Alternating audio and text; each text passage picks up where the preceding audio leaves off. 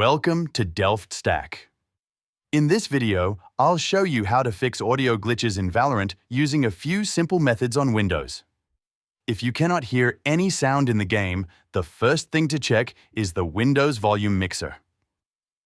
Right-click the speaker icon in your taskbar and select Open Volume Mixer. Look for Valorant in the list and make sure it is not muted. Also make sure the volume slider is turned up properly. Next, try running the game as an administrator. First, close Valorant completely.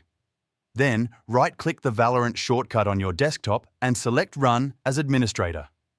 This gives the game proper permissions to work correctly with your audio drivers and Windows settings. If your audio sounds muffled, reversed, distorted, or like it is underwater, the issue may be caused by Spatial Sound settings in Windows. To fix this, right-click the speaker icon and open Sounds.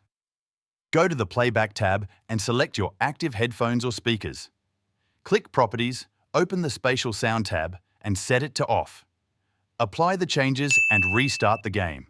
Thanks for watching.